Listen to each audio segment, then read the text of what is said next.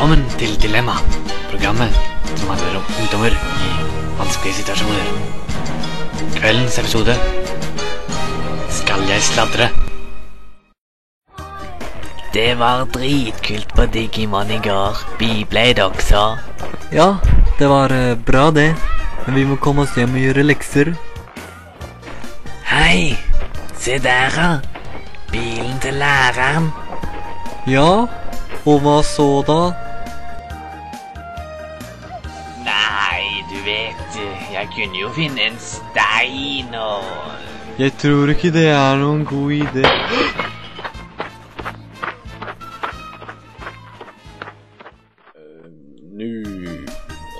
Nu har det seg slik at i går, etter skolen, var det noen som knuste bakruta på bilen min. Er det noen her inne som har sett noe, eller vet noe om hvem som har gjort det, så må de si ifra til meg nå, med en eneste gang.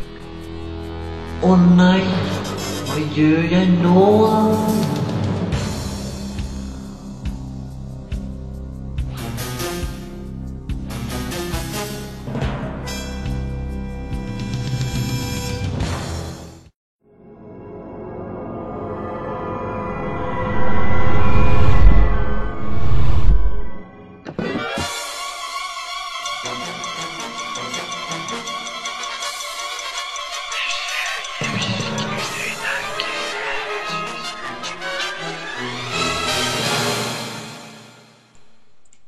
Det er all right at du sladrer.